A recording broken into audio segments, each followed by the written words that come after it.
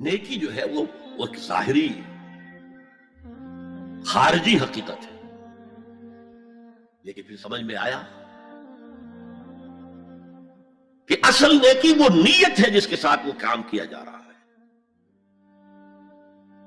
اگر خیرات بانٹی جا رہی ہے، جھگیوں میں جا کر میلے کچیلے بچوں کو گود میں لے کر اپنی سفید اشکروں کو بھی خراب کیا جا رہا ہے، اور معلوم ہے کہ یہ اس لیے کر رہا ہے کہ آئندہ الیکشن میں کھڑا ہونا ہے، تو کوئی ہے جو کہے گا کہ یہ نیکی ہو رہی ہے؟ کام تو بظاہر بڑی نیکی کا کام ہے۔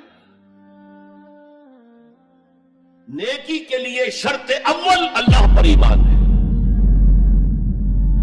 اس کی موٹیویشن لو آف گاڈ، اس کے سوا اگر کوئی اور موٹیو ہے، اگر دنیا میں شہرت چاہیے، اگر اس نیکی کے ذریعے سے بھی مال کمانے کا معاملہ ہے، دھندا ہے، نیکی کے پردے میں دھندا ہو رہا ہے، وہ نیکی نہیں ہے، چاہے ظاہری اعتبار سے وہ بہت بڑی نیکی ہو۔ تو سب سے پہلا مسئلہ نیت کا ہے، نیت کا ہے، نیت کا ہے۔ کس ارادے کے تحت یہ نیکی کی جا رہی ہے، کیا مقصود ہے، کیا مطلوب ہے؟ چنانچہ نوٹ کیجئے، اکثر محدثین نے اپنے جو مجموعے مرتب کیے احادیث کے، ان میں پہلی آیت کون سی، پہلی حدیث کون سی لاتے ہیں؟ حضرت عمر رضی اللہ تعالیٰ عنہ سے روایت ہے، انما الاعمال بالنیات، نیکیوں کا، نیک اعمال کا دار و مدار نیتوں پر ہے۔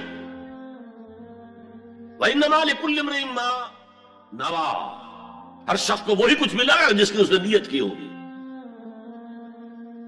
فَمَنْ كَانَتْ هِجْرَتُهُ إِلَى اللَّهِ وَرَسُولِهِ فَهِجْرَتُهُ إِلَى اللَّهِ وَرَسُولِهِ، جو کوئی ہجرت کر رہا ہے، مکے میں گھر بار چھوڑ کر جا رہا ہے، اپنے وطن کو ترک کر کے جا رہا ہے مدینے کی طرف، صرف اللہ اور رسول کے لیے، اس کی ہجرت اللہ اور اس کے رسول کے لیے۔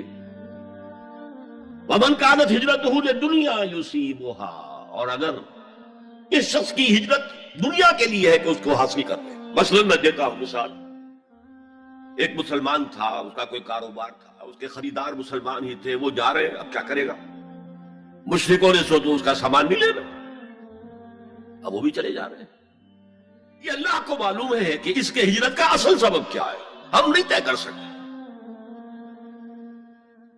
لیکن اللہ کے ہاں جو کھاتا کھلا ہوا ہے، اس کی یہ ہجرت جو ہے اللہ اور اس کے رسول کے لیے شمار نہیں ہوگی۔ وَمَنْ كَانَتْ هِجْرَتُهُ لِدُنْيَا يُصِيبُهَا أَوِ امْرَأَةٍ يَنكِحُهَا، یا کسی عورت کے لیے ہو کہ اس سے نکاح کرے، کسی خاتون سے وہ شادی کا خواہش مند تھا، وہ خاتون ہجرت کر کے مدینے چلی گئی، اب یہ بھی باندھے کچے دھاگے سے بندھے ہوئے چلے جا رہے ہیں، تو یہ تو در حقیقت اس عورت کے کھاتے میں ہجرت جائے گی، اللہ اور اس کے رسول کی ہجرت میں نہیں۔ تو اصل شے یہ ہے، نیکی کا وہ کام جس کا ظاہر بھی نیکی کا ہو اور باطن بھی ہو، کہ موٹیویشن صرف اللہ کی رضا ہو، اللہ کی محبت اور اللہ کی رضا کا حصول، یہ ہے پازیٹو موٹیو۔ ایک نیگیٹو سائیڈ بھی ہے، سب لوگ ذہنی اعتبار سے اتنے بلند نہیں ہوتے کہ اللہ کی محبت وہی اصل محرک بن جائے۔ یہی وجہ ہے کہ حضور نے اس کو صلی اللہ علیہ وسلم کمال ایمان سے تعبیر کیا ہے، من احب للہ وابغض للہ وَأَعْطَى لِلَّهِ وَمَنَعَ لِلَّهِ فَقَدْ اسْتَكْمَلَ الْإِيمَانِ، جس نے کسی سے محبت کی تو اللہ کے لیے کی، کسی سے نفرت اور بغض رکھا تو اللہ کے لیے رکھا، کہ اللہ کو اس سے نفرت کرنا پسند ہے، اور کسی کو کچھ دیا تو اللہ کو خوش کرنے کے لیے دیا، اور کسی سے کچھ چیز روکی تو صرف اس لیے کہ اللہ کو اس کا روکنا پسند ہے، تو اس شخص نے اپنے ایمان کی تکمیل کر لی۔ اگر اس کا موٹیو خالص ہو گیا ہے اللہ کی محبت اور اللہ کی رضا کا حصول، تو اصل میں نیکی ہے، ورنہ چاہے بظاہر کتنی ہی بڑی نیکی نظر آئے وہ نیکی نہیں۔ لیکن جو لوگ اس حد تک نہ پہنچ پائے ہوں، استکمال ایمان تک، تکمیل ایمان تک، تو ان کے لیے ایک اور موٹیو بھی ہے، والیوم الآخر، قیامت کا دن، جزا و سزا کا یقین، اللہ کا خوف، آخرت کے محاسبے کا خوف۔ خوف بھی ایک بہت بڑا موٹیو ہے، بہت بڑی موٹیویٹنگ فورس ہے۔ اب میں یوں کہوں گا کہ اگر کسی عمل کا محرک ہے صرف اللہ کی محبت، اس کی رضا کا حصول اور آخرت کی نجات، تو وہ نیکی ہے۔ اگر یہ نہیں ہے، کوئی وطن پرست ہے، وطن کی محبت کی وجہ سے کوئی نیک کام کر رہا ہے، اس کا وہ کام وطن پرستی کے کھاتے میں جائے گا، خدا پرستی کے کھاتے میں نہیں جائے گا۔ کوئی قوم پرست ہے، اپنے قوم کی محبت میں کچھ کر رہا ہے،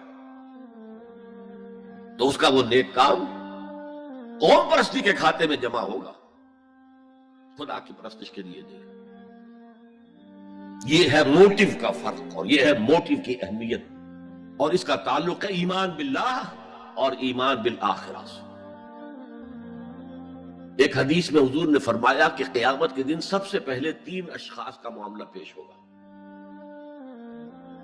ایک وہ تھا کہ جو اللہ کی راہ میں جنگ کرتا ہوا مارا گیا تھا، دنیا میں شہید سمجھا جا رہا ہے۔ ایک وہ تھا جسے اللہ نے علم بہت دیا تھا اور اس نے علم کو پھیلایا، خوب پھیلایا۔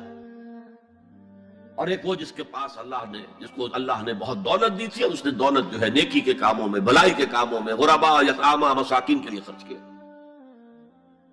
اب اللہ پوچھے گا ان شہید صاحب سے کہ دیکھو میں نے تمہیں صحت دی تھی، جسمانی قوت دی تھی، تم نے کیا کیا؟ وہ کہے گا اے اللہ میں نے تیرے لیے قتال کیا اور اپنی جان دے دی۔